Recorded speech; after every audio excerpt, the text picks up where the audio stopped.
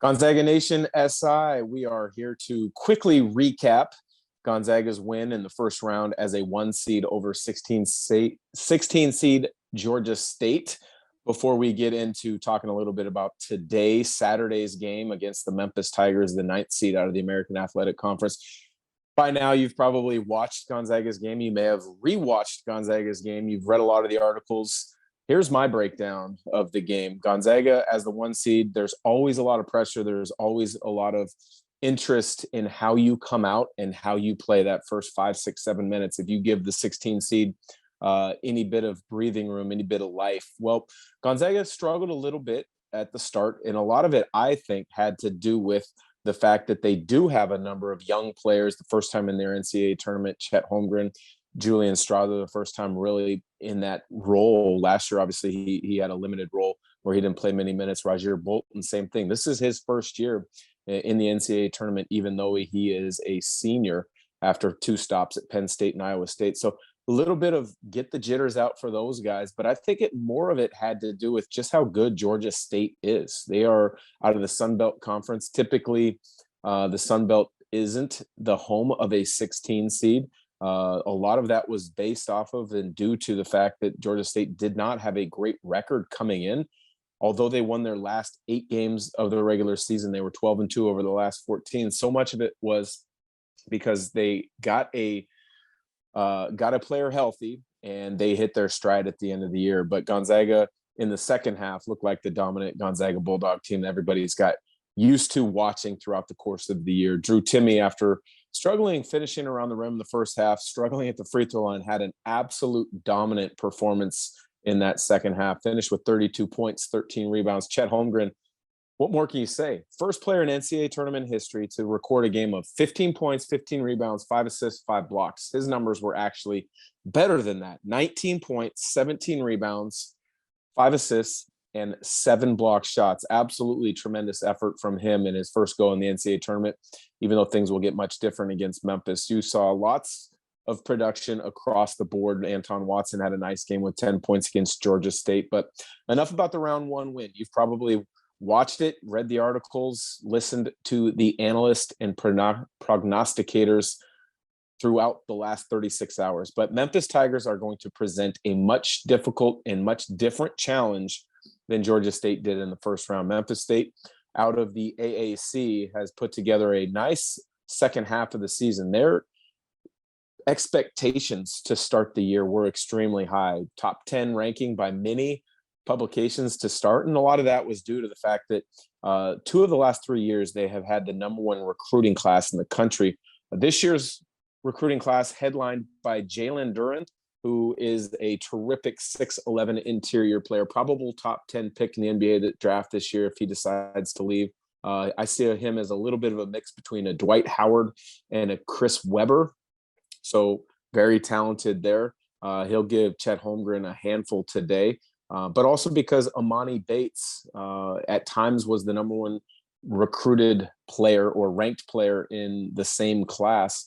He graduated high school early, arrived on Memphis with a lot of fanfare, struggled to get his footing early, and then he battled some injuries with his back. He actually made an appearance in the first round game against Boise State, which surprised a lot of people because he hasn't played the last 12 games or so. But when you look at this Memphis State team, they are physical. They are built on the defensive end to climb up into you on the perimeter. Alex Lomax, their point guard, who's played for head coach Penny Hardaway incredibly since the 6th grade, played for him in grassroots AAU basketball, played for him at high school in Tennessee before Penny Hardaway took the job at Memphis. He was able to back out of his commitment to Wichita State and play for Penny at Memphis. A pretty unique, pretty inspiring story to hear how those guys have been connected for so long. But he's the heart and soul of that team on the backcourt. Defensively, he's going to climb up into Andrew Nembhard, make life difficult. He doesn't back down. He doesn't give an inch at all. He really made life difficult for Boise State in the first round,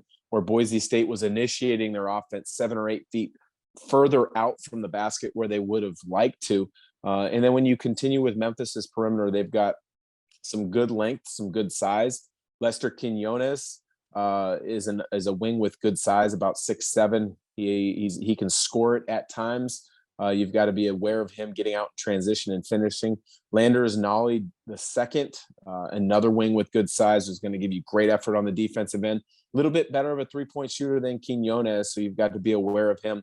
At the 4 spot, DeAndre Williams, 14 points in the opening round win against Boise State. He played tremendous. He was 7 of 8 from the field. Kind of did all of the little things for Memphis. He's not going to be the first guy in your scouting report, but he finds cracks in the defense. He finds opportunities and angles to crash the offensive glass and get putbacks. Gonzaga is going to have to be well aware of him on the glass, as well as matching up with him in transition, because, as I said, he is very opportunistic. And then Jalen Duren, as talked about, he is a monster on the interior. He doesn't have the polish and the footwork of a Drew Timme or the skill set of a Chet Holmgren, but he is very good. He's improved throughout the course of the season. He attacks the offensive glass. He will be really difficult for Gonzaga in screen and dive opportunities because he's such a big target. He's got good hands. He can finish, whether he catches it in traffic and extends to a finish, or they can throw the ball up over the top to him, and he can finish over the top with the best of them across the country. As I mentioned earlier, probable top 10 pick in the NBA draft. So Gonzaga will have to do a nice job with him. Coming off the bench for Memphis, maybe not the firepower that scares you, as far as amount of guys, but the guy who caught my eye in the first round, and when you look over the box scores from previous games this season, Tyler Harris is a guy that kind of concerns me a little bit for Gonzaga. I mean, he's only 5'8", 5'9". He's a jitterbug of a guard, not really a point guard, more of a shooter. Comes off looking for opportunities, unbelievably quick. He'll pick you up full court. He's got active hands. He's really quick. The type of guard that could possibly give Gonzaga's backcourt as far as initiating offense some issues. And then he is very aggressive, pushing the ball in transition, trying to speed up the pace and looking for his shot. I think the keys for the game for Gonzaga today: take care of the basketball. Memphis is very aggressive, going for steals. But if you take care of the ball, get that ball moving side to side in their flow continuity offense, they're going to be able to pick apart Gonzaga they're going to be able to pick apart Memphis in my estimation, because Memphis will gamble. They'll get out of their rotational positions defensively. Gonzaga quickly moves it, as they do all year. I think it's going to find some quick opportunities. I think the second important thing for Gonzaga is establish the interior early with Drew Timme and or Chet Holmgren.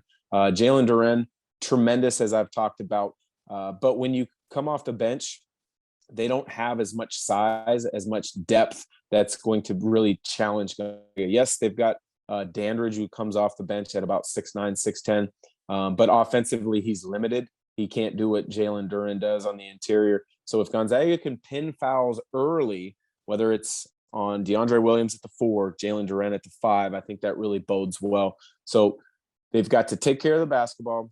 They've got to establish the interior. And then I think the other thing would be to get some of the younger guys some more minutes. And that means Hunter Salas, Nolan Hickman. I think those guys need to continue to get comfortable playing in the NCAA tournament. I thought both of them played very nicely in that first round win against Georgia State. Played about 10, 12 minutes apiece, if my memory serves me correctly. But as this tournament goes on, I think you're going to need to see a step up performance from one of those two guys at some point. So if you can get them some more minutes in this round, get them comfortable, so when their opportunity arises and they're needed later in the tournament, they're not afraid of the big lights. So there you have it for Gonzaga Nation SI. My preview of today's game for the Gonzaga Bulldogs against the 9 seed Memphis Tigers should be a good one. Check it out on TV. Listen to Adam and Tom on your local radio broadcast, or if so inclined, I've got the call on Westwood One Radio as an analyst alongside Ryan Radke. So no better time of the year. Games are going already on a Saturday morning. Gonzaga looking to advance to another Sweet 16.